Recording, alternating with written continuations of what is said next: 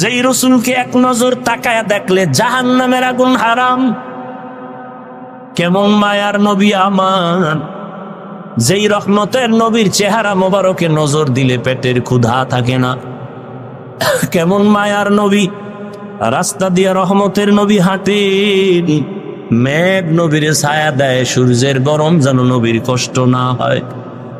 রহমতের নবী যেখানে কদম দেন ওখান থেকে দীর্ঘ বছর শুধু মিশকের ঘেরান। রহমতের নবী যখন হাঁটেন দুপার্শ্বের গাছ নত হয়ে রসুলকে সালাম দেয়। ওই নবীকে দেখার জন্য গর্তের পিপিলিকা আল্লাহর কাছে আরজি পেশ করে। গর্তের সাপ অপেক্ষা করে রহমতের নবীর একবার দেখবে, কিন্তু এই নবীর একবার আর দুইবার না, সামনে বৈশাখ 13টা বছর দেখছে, বয়ান শুনছে, কিন্তু কত বড় বেঈমান, কালেমা পড়ে নাই। এমন কপালওয়ালা কে জানেন? কে কে দেখছেন নি? কারবা এই কপাল পরার নাম জানেন না? 13টা বছর বয়ান শুনিয়া কালেমা পড়ে না। হাতের মুষ্টির মধ্যে পাথর নিয়ে এই আব্দুল্লাহর ছেলে বলো আমার হাতে কি? রহমতের নবী বলেন আমি বলতে পারি না। বলতে পারলে কি হবে চাচা? আবু জাহাল। আবু জাহাল বলে ভাতিজা একটা পুরস্কার দিব। কয় কি? বলে এক্ষুনি কালেমা পড়ো। নবীজি বলেন আমি বলতে পারি না। কেন? আমি তো গাইবের মালিক না। গাইবের মালিক কে? তবে নবী বললেন হাতের মুষ্টিতে যা আছো একটু আওয়াজ দাও। নবী কথা বলা মাত্র আবু জাহিল্লার হাতের পাথরগুলো কালেমায় শাহাদাতের আওয়াজ দিল। আবু জাহিল্লা কালেমা পড়বনি, পাথরগুলো মাটির মধ্যে ফালায় বলে ভাতিজা তুমি এত বড় জাদুকর, আগে জানতাম না। এই তুমি আরে নেক দিছো? বলে হ্যাঁ দিছি। কেন? ও আল্লাহ আমার গুনাহ ছাড়া কিছুই নাই, আমার মাত্র একটা নেক, ওই নেকটা দিয়া তো আমি জান্নাত পাবো না। আমার ভাইকে দেওয়ার দ্বারা যদি জান্নাত পায় আমার কলিজাটা ভরে যাবে। আমার একটা নেক তো কাজে লাগাইতে পারলাম। তোমার অন্তরে এত মায়া আর মোহাব্বত যখন আসছে, তোমার মায়া থেকে আমি মাওলার মায়া তো 99 গুণ বেশি। তুমি যখন এই বিপদে একটা নেক দিয়া তারে সাহায্য করে জান্নাতে পাঠাও, তুমি তৃপ্তি পাও। আমি মাওলা কত আদর করে বানাইছি তোমাকে, আমি মাওলা জাহান্নামে কেমনে দিব রে বান্দা? আমি মাওলাও মাহাব্বতের নজর দিয়া তোমাকেও জান্নাত দিয়া দিলাম। ও আমার পর্দার আড়ালের মা বোনেরা, আপনার মতো কত মা কত বোন এখনো আছে পর্দা করে, নামাজ পড়ে, স্বামীর মাল হেফাজত করে, মোবাইলে সময় নষ্ট করে না। আপনারা কেন পারবেন না? বৃদ্ধ বাবাজি আপনার মতো কত বুড়ারা মসজিদে গিয়ে নামাজ পড়ে, আপনি কেন পারেন না? এখনো তওবা করেন ও মা বোনেরা, জীবনে আর নামাজ ছাড়বেন না, বেপরদায় চলবেন না, মোবাইলে সময় নষ্ট করবেন না, মা বাবারে কষ্ট দিবেন না। এই যে ভারতে এত অত্যাচার, ফিলিস্তিনের মধ্যে কান্না, আমার তো অন্তর বলে রসুলের 1500 বছর আগের ভবিষ্যৎবাণী, গজওয়ায়ে হিন্দ, ভারতের সাথে এক বিশ্বযুদ্ধ হবে। আমার তো মনে হয় মুসলমানের এই রক্ত নীতি নিতে যুদ্ধ লাগবে ভাব। সূত্রপাত শুরু হয়ে যাচ্ছে। পৃথিবীতে একটা সময় আসতেছে খুব নিকটে, একটা মানুষ আল্লাহ রসুল কোরআনের বিরুদ্ধে থাকবে না, একটা মানুষও থাকবে না সারা দুনিয়ায়, সব আল্লাহর গোলাম হয়ে যাবে, একটা মানুষও থাকবে না ইসলামের বাইরে। আর আপনি তো এখন মুসলমান হইয়া প্রশ্ন করেন এত দাড়ির ওয়াজ লাগেনি, সুদের ওয়াজ লাগেনি?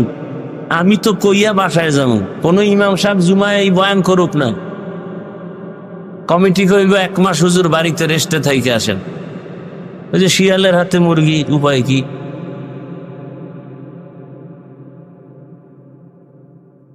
এরপরও ঘুরে ফিরে হুজুরের দোষ, হুজুরে জাতির জন্য বোঝা। দেখেন নাই যে হুজাইফা সাহেব বয়ান করে গেল নারীদের বিষয় নিয়ে, নারীরা অধিকার চায় সমান। এমনি পাগল, আর যদি মাথা খারাপ। আল্লাহ নারীদের অধিকার দিছেন বেশি, এরা চায় সমান। তার মার একটারও ঠিক নেই। পৃথিবীর কোন ধর্মে নারীর সম্মান পুরুষের থেকে বেশি দেয় না। হিন্দুদের ধর্মের কিতাব দেখেন, নারীদের উপরে জুলুম করছে। খ্রিস্টানদের কিতাব খুলেন, নারীদের উপরে জুলুম। ইহুদিদের ধর্মের কিতাব খুলেন, নারীদের উপরে জুলুম। একমাত্র ইসলাম নারীর সম্মান বাড়িয়েছে, আর কোন ধর্মে বাড়ায় নাই। এটা বুঝে না। বাবায় মারা গেলে সম্পদ ছেলে যা পাবে, মেয়ে পাবে তার অর্ধেক। এ মাথা গরম হয়ে গেছে। আমরা অর্ধেক পাবো। এখন এই আল্লাহর বান্দিকে কে বুঝাবে যে তুমি ভাইয়ের অর্ধেক পাইয়াও ভাইয়ের থেকে তুমি 10 গুণ বেশি পাইছো? এটা কেমনে বুঝে? বুঝার মেমোরি নাই। আর ওদের লগে তাল দিতে আছে আবার মহিলাগো লুচ্চা, চরিত্রহীন লম্পট। এরা তাল দিয়ে জেনা করবে, নারীদেরকে ভোগের সামগ্রী বানাবে। এই জন্য এরা তাল দিয়া এদের বাইরে নামায়। ইসলাম অধিকার দেয় না, আসো আমরা রাস্তায় তোমাদের অধিকার দিব। রাস্তাঘাটে অবাধে চলবে, মেয়েরা ওড়না পড়তে পারবে না। যদি ইচ্ছা করে পরে পড়লো, বাবায় যদি জোর করে, মেয়ে যদি ক্লেম দেয়, অভিযোগ দেয়, বাবার বিরুদ্ধে বাবা আসামি। এইগুলো আমি ইমান আমলের সোনার বাংলার তাজা খবর শুনাইতেছি, ইন্ডিয়ার না। মেয়ে যদি বলে আমি ওড়না পরব না, বাবার চাপ দিয়ে পরানের অধিকার নাই। এটা সোনার বাংলার কথা। আপনারা তো মনে করেন ইসলাম কায়েম হয়ে গেছে না? ইসলাম কায়েম হয়ে গেছে।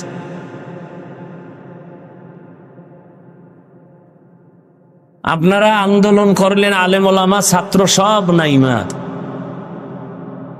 আন্দোলন স্বাধীন স্বাধীন স্বাধীন স্বাধীন হইলেও ওয়াজ মাহফিল চলবে, এখানে আবার বাধা হয় কেন? হয় না? হয় না? কিসের স্বাধীন করলেন? অফিস আদালতে ঘুষ খায় কেন?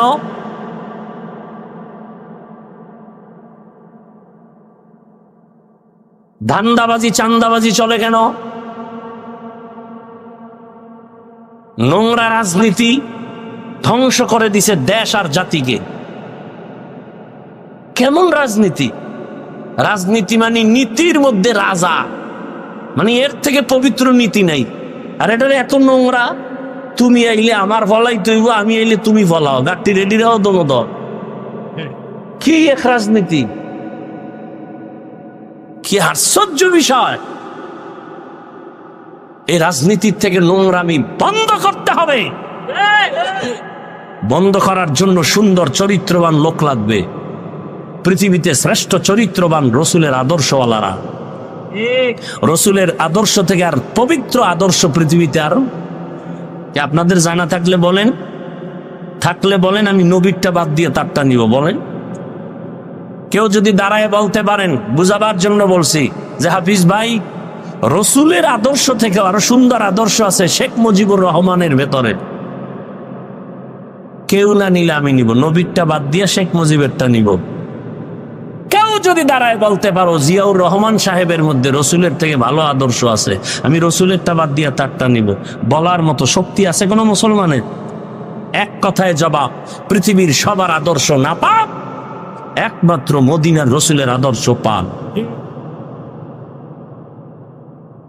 অন্যদের আদর্শ না পাক কেন? আব্রাহাম লিঙ্কনের আদর্শ না পাক, লেনিনের আদর্শ না পাক, কালমার্সের আদর্শ না পাক, প্লেটোর আদর্শ না পাক, একমাত্র রসুলের আদর্শ পাক। অন্যদেরটা না পাক কেন? ওদের দেমাগ না পাক। মদ পান করলে দেমাগ ঠিক আছে? সব না পাক, খায় না পাক।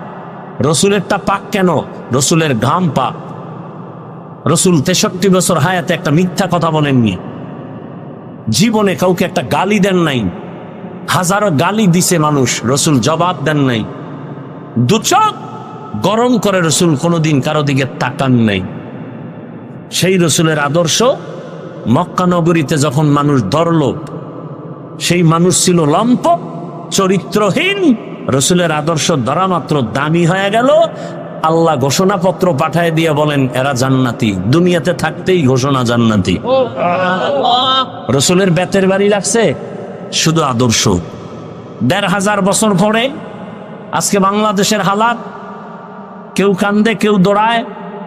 রসুলের আদর্শ যার কাছে আছে তারা এখন বাদশাহ। চেয়ারম্যান সাহেবের চেয়ারের মেয়াদ শেষ, এমপি সাহেবেরটা শেষ, কোরআনওয়ালার চেয়ারের কোনো মেয়াদি নেই। শেষ কিসের? এ সম্মানকে দিছেন। আর কিছু সম্মান টাকা দিয়ে কেনা হয়। টাকা দিয়ে সম্মান কিনলে প্রথমে ফুলের মালা, ফাইনালে জুতার মালা। আর আল্লাহর দেওয়া সম্মানের অবস্থা কি? দুনিয়ায় বাদশাহ, আখিরাতেও বাদশাহ। এই বয়ান আর ভাল লাগে না। হুজুর রাজনীতি শুরু করলেন, কেমন পেছে ফালাইছে। মনে হয় মুসলমান হইয়া কোরআন হাদিস শিখা আলেম হইয়া একটা কঠিন বিপদে উঠছে। কঠিন বিপদ।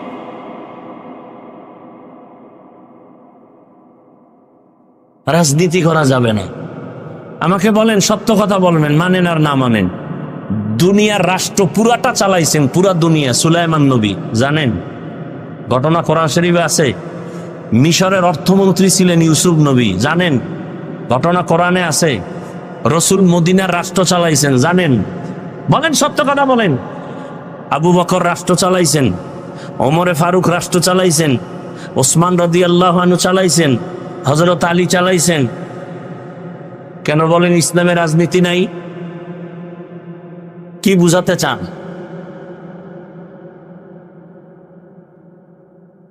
খাইলে এখনো কাম নাই।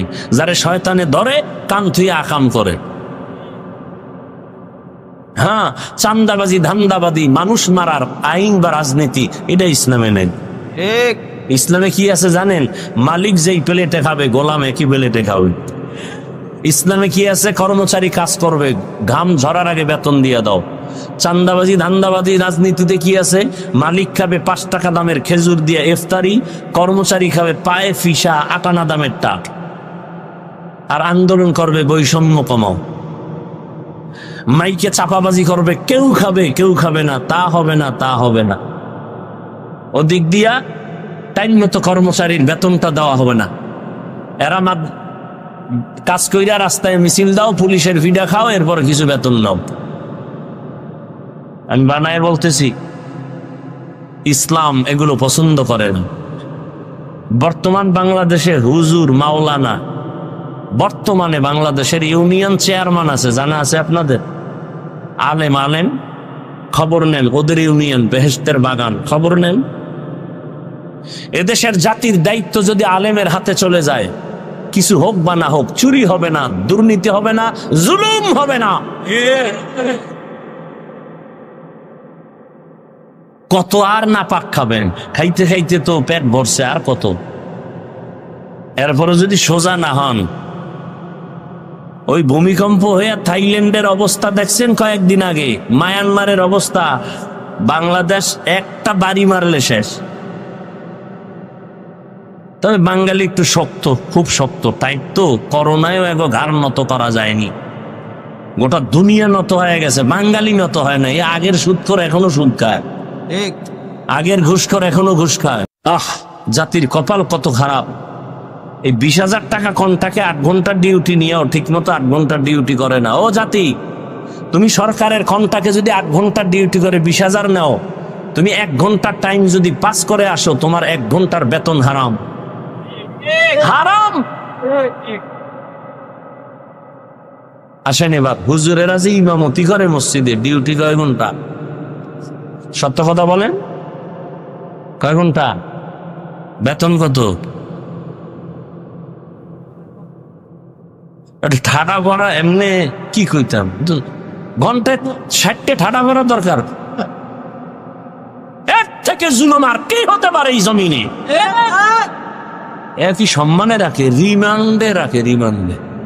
জহুরে ছিল না হুজুরে, একজনে হুজুর গেছিলেন কোন? হুজুর কয় তুই কে?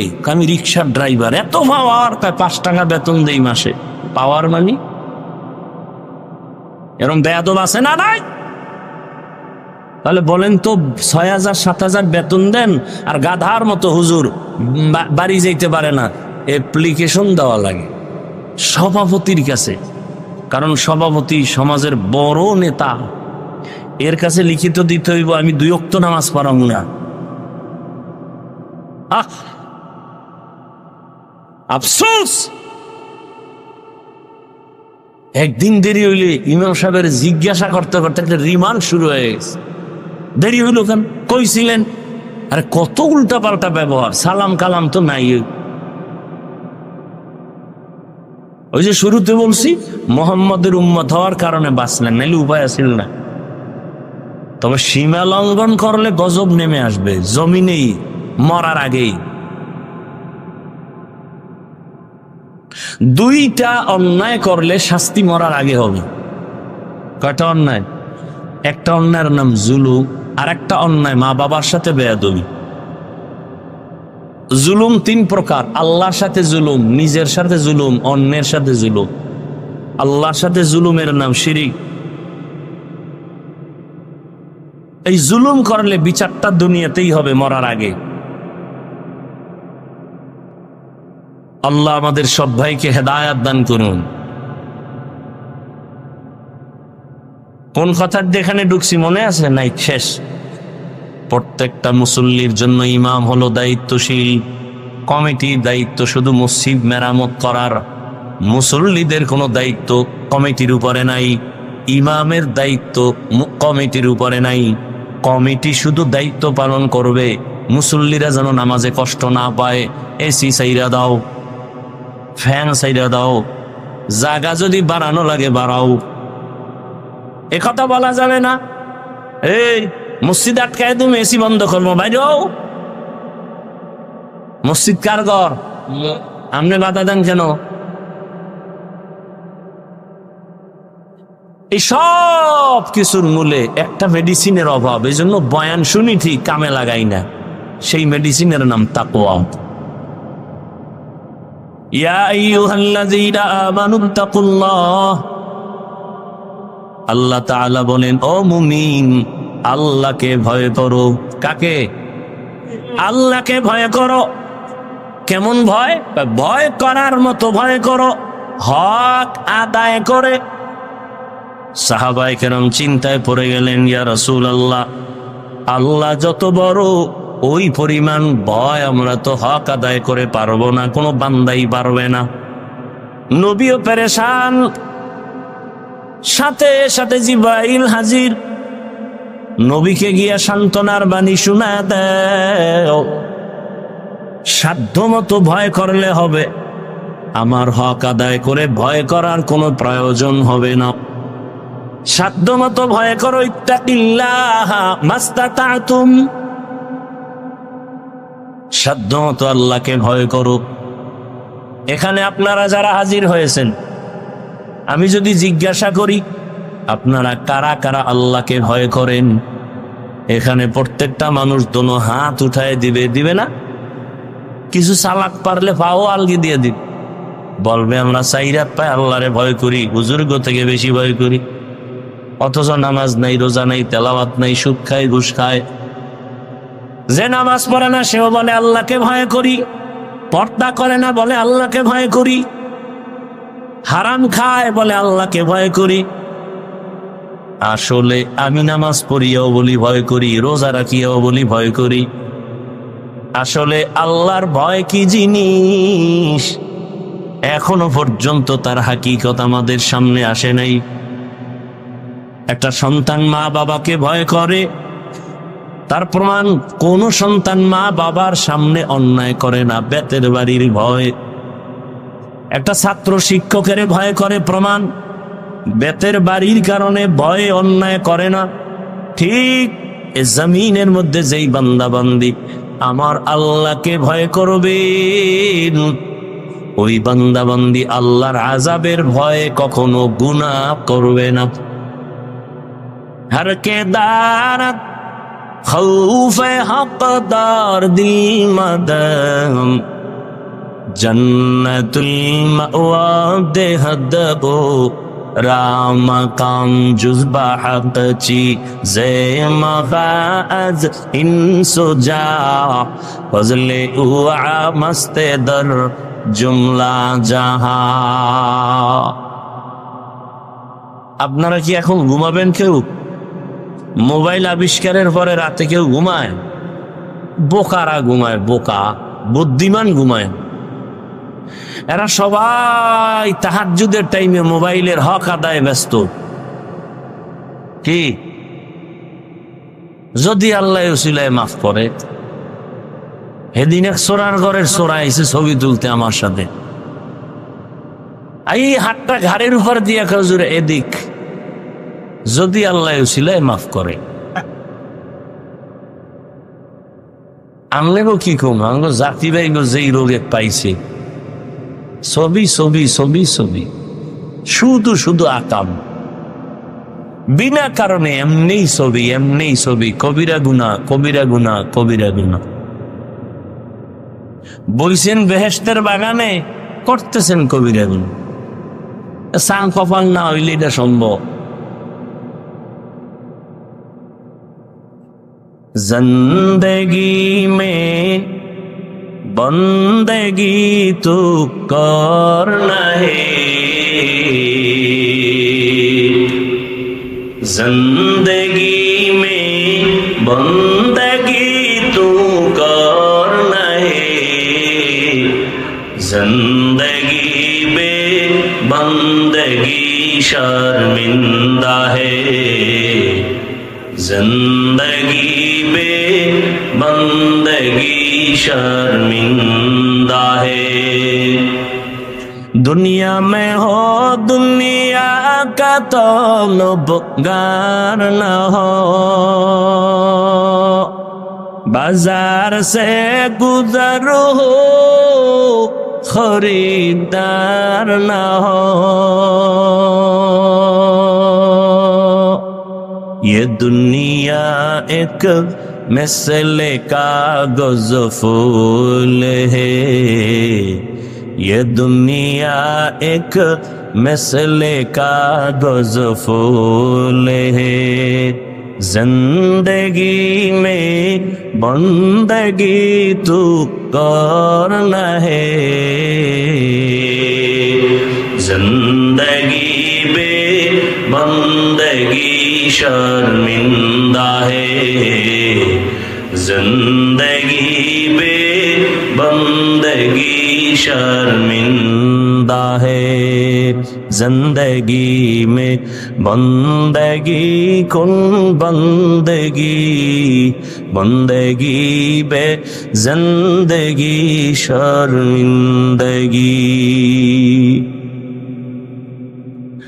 আল্লাহর ভয় যার অন্তরে থাকবে, জীবন যাবে গুনাহ করবে না। আর এই ভয় বা তাকওয়া, এটা জন্ম থেকে কেউ পায় না, দুনিয়াতে আসার পরে এটা অর্জন করতে হয়। কোথা থেকে তাকওয়া নিবেন? বলে তাকওয়ার গোডাউন আছে। লিকুল্লি শাইইন মাদিনুন মাদিনুত তাকওয়া কুলুবুল আরিফিন। প্রত্যেকটা ভালো জিনিস থাকার বা রাখার গোডাউন, তাকওয়ার গোডাউন হলো আল্লাহর প্রিয় বান্দাদের কলব। এদের সাথে সম্পর্ক যখন হবে, নজর লাগবে, তো তাকওয়ার পাওয়ার বেড়ে যাবে। আল্লাহর প্রিয় বান্দাদের চোখের পাওয়ারে বরকত।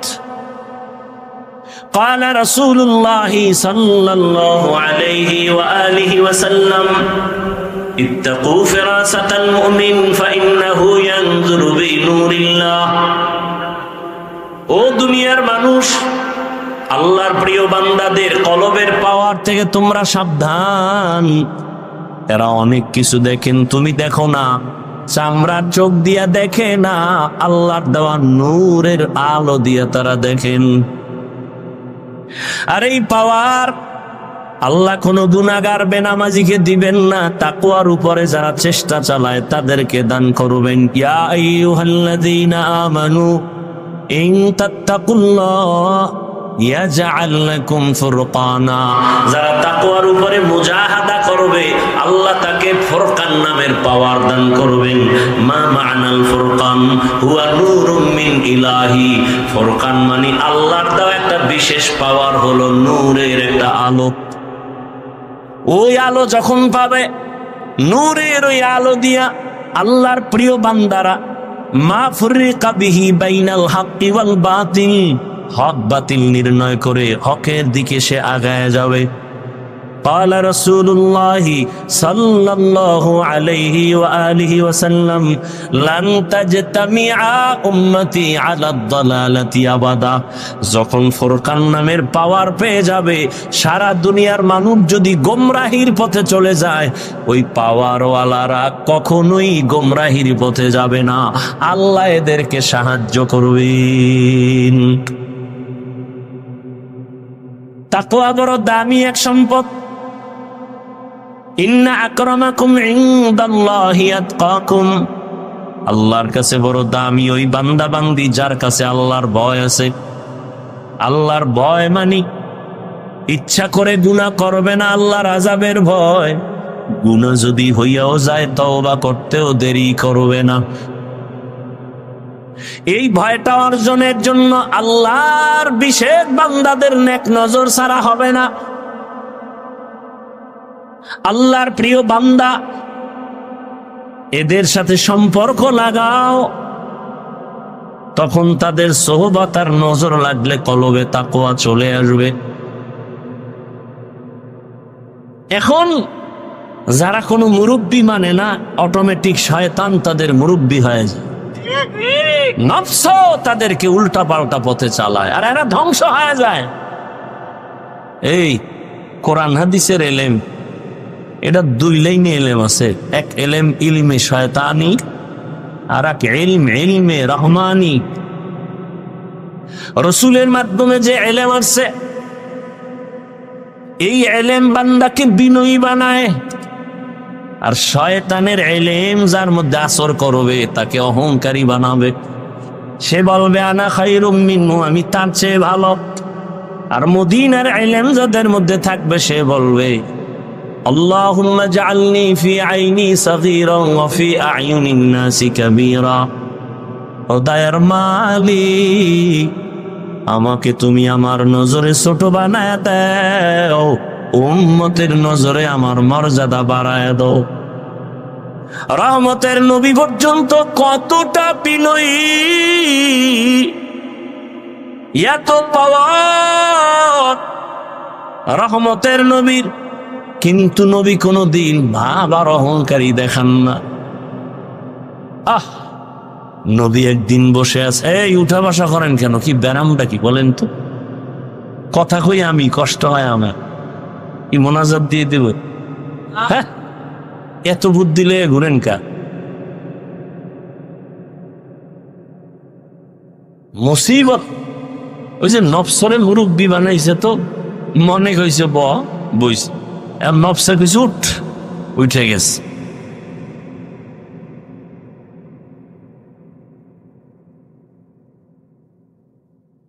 হাফিজুর রহমান কেসা কাহিনী রস করবে, শুনে লাভ কি?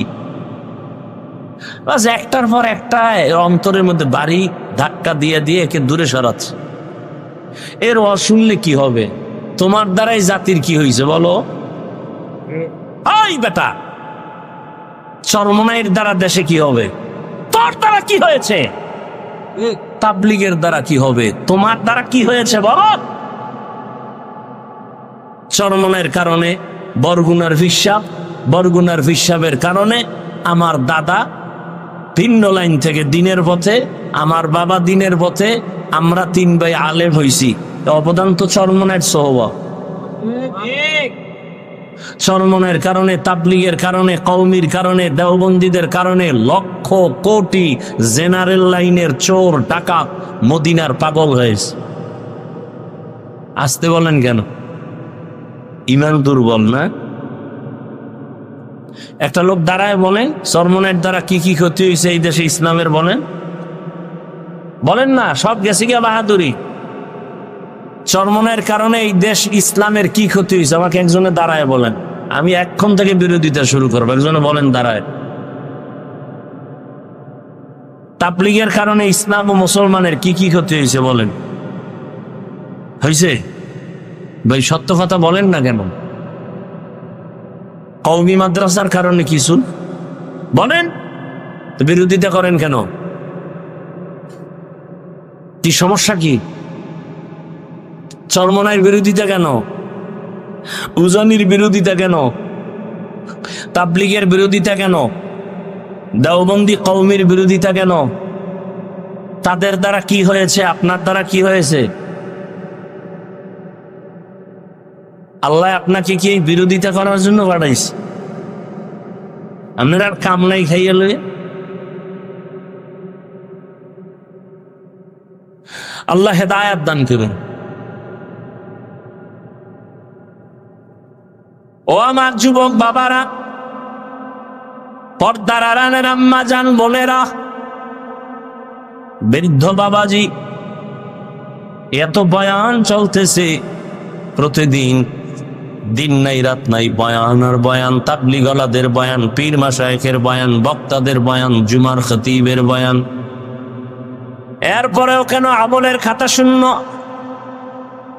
এত লোক ওয়াজের প্যান্ডেলে, ফজরে কেন মসজিদে মুসল্লি নাই? এরা সব শ্রীনগর থেকে আসছে না? সব হ্যান গেলে ফজরে কইবে এই মানুষ। এই মানুষগুলো এই এলাকায় থাকে, ফজরে কেন মাঝে মাঝে ইমাম আর মুয়াজ্জিন ছাড়া কেউ নেই? আবার কিছু নষ্ট মানুষ আছে, বিল্ডিং এর মালিক, ভাড়াটিয়ারা চায় ফজরের সময় মসজিদ গিয়া নামাজ আদায় করবে, মালিক গেট খোলার চাবি দেয় না। তোর বিল্ডিং এ আগুন লাগবে না, কারটায় লাগবে ক?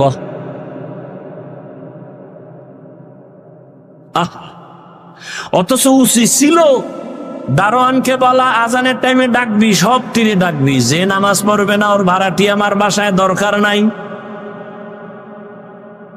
ওই বাসাওয়ালারা নিজের বাথরুমে ওয়াশরুমে পানি অল টাইম, ভাড়াটিয়া কেন পানিতে কষ্ট পায়? এই জুলুম চলেনি? জুলুমের বিচার মরার পরে না আগে? রেডিও ভাইরা আমার, সব কথার মূল পয়েন্ট হলো তাকওয়া নাই, আল্লাহর ভয় নাই। আর আল্লাহর ভয় যার অন্তরে আসবে তার কপাল খুলে যাবে। আর যার অন্তরে তাকওয়া আসবে না, হাজারো বয়ান চলবে, আমি হাফিজুর রহমান কেন, মক্কা মদিনার ইমাম কেন, স্বয়ং রসুল বয়ান করলেও কপাল খুলবে না। যেই রসুলকে এক নজর তাকায়া দেখলে জাহান্নামের আগুন হারাম, কেমন মায়ার নবী আমার, যেই রহমতের নবীর চেহারা মোবারকে নজর দিলে পেটের ক্ষুধা থাকে না। কেমন মায়ার নবী, রাস্তা দিয়ে রহমতের নবী হাঁটেন, মেঘ নবীরে ছায়া দেয়, সূর্যের গরম যেন নবীর কষ্ট না হয়। রহমতের নবী যেখানে কদম দেন, ওখান থেকে দীর্ঘ বছর শুধু মিশকের ঘেরান।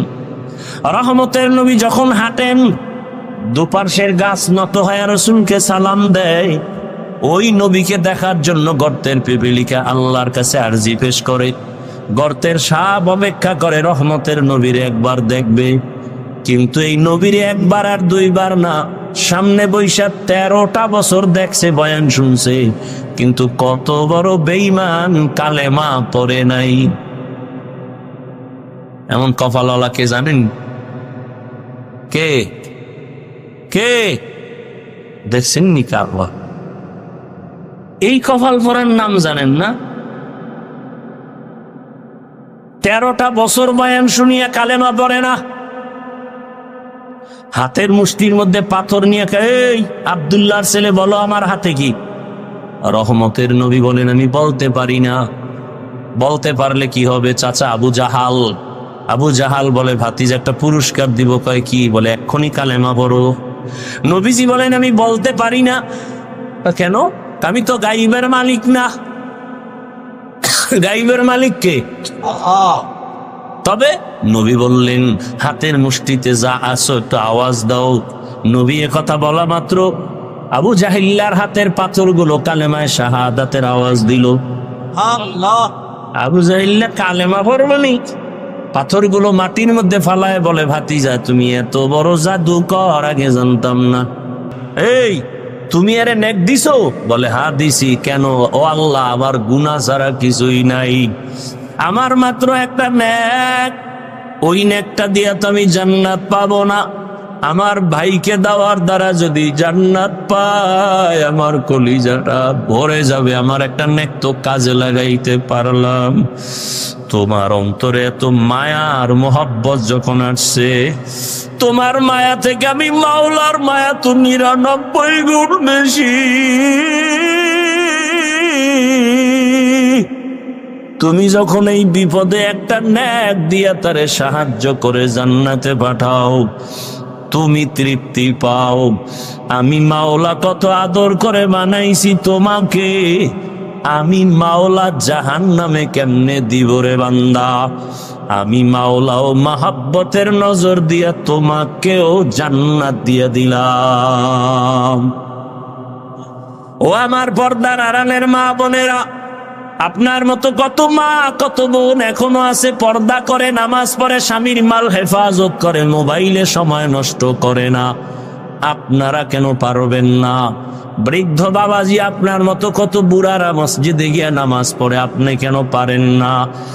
এখনো তওবা করেন ও মা বোনেরা, জীবনে আর নামাজ ছাড়বেন না, বেপরদায় চলবেন না, মোবাইলে সময় নষ্ট করবেন না, মা বাবারে কষ্ট দিবেন না, স্বামীর মাল হেফাজত করবেন, খেয়ানত করবেন না। বৃদ্ধ বাবাজিও তওবা করেন আর নামাজ ছাড়বেন না, দাড়ি কাটবেন না। ও যুবক বাবা, এখন থেকে তওবা করো। জীবনে কত নামাজ ছাড়লা, দাড়ি কাটলা, বেপরদায় চললা। মাওলাকে মনে মনে বলো আর তওবা করো। আর মা বাবার সাথে বেয়াদবি করবা না, শিক্ষকের বদদোয়া নিবা না, ওলামায়ে কেরামের দোয়া নিয়া, পরামর্শ নিয়া, নবীজির আদর্শ মেনে চলবা, নামাজ পড়বা, দাড়ি রাখবা, বেপরদায় চলবা না। তওবা করার মতো যদি নিয়ত হয়, খাঁটি নিয়তে দুটো হাত আল্লাহকে দেখায় দাও। আয় আল্লাহ, হাতগুলো কবুল করে নেন, তওবা কবুল করে নেন। তওবার উপরে মজবুত হইয়া চলার তৌফিক দান করেন, আমিন। আলহামদুলিল্লাহি রাব্বিল আলামিন, ওয়াসসালাতু ওয়াসসালামু আলা সাইয়্যিদিল আমবিয়াই ওয়াল মুরসালিন ওয়া আলা আলিহি ওয়া আসহাবিহি আজমাইন। ইয়া আরহামার রাহিমিন, ইয়া আরহামার রাহিমিন, ইয়া আরহামার রাহিমিন। রব্বিরহামহুমা কামা রব্বায়ানি সগীরা। আল্লাহুম্মা ইন্নাকা আফুউন কারীম তুহিব্বুল আফওয়া ফা'ফু আন্না। আল্লাহুম্মা ইন্না নাসআলুকা রিযাকা ওয়াল জান্নাহ ওয়া নাউযু বিকা মিন সাখাতিকা ওয়ান নার। ও দয়ার মালিক, আমরা গুনার বোঝা নিয়ে হাত তুলেছি।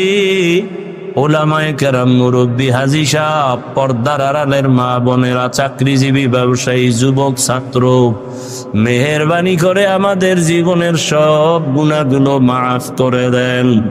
আয় আল্লাহ, মাহফিল কবুল, এলাকায় শান্তি দান করেন, মা বোনদের আবেদা পর্দাওয়ালা বানায় দেন, সন্তানগুলো নেককার বানায় দেন। আয় আল্লাহ, যারা লেখাপড়া করে পরীক্ষার্থী কামিয়াবি দান করেন। আমার কলিজার যুবকদের দিনদার বানায় দেন, মোবাইলের গুনাহের থেকে হেফাজত করেন। আয় আল্লাহ তাআলা, সারা দুনিয়াবাসীকে মাফ করে দেন।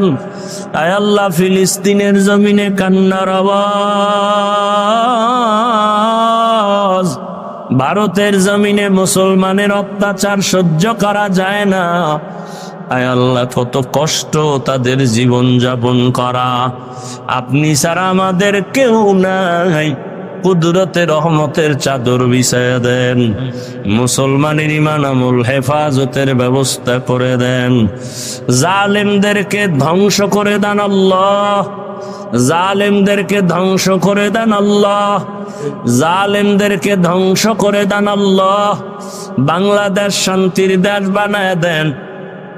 আয় আল্লাহ দেশ ও জাতিকে জুলুম থেকে হেফাজত করেন, মাদ্রাসা মসজিদ গুলো কবুল করে নেন। আয় আল্লাহ অন্যান্য শিক্ষা প্রতিষ্ঠান নবীর আদর্শে কবুল করে নেন। কবুল করে দেন, আদো বলা দিলেই বানায় দেন, আমাদের হেফাজত করেন। আয় আল্লাহ যারা ব্যবসা করে, চাকরি করে, কামাই নিজেকে বড় করে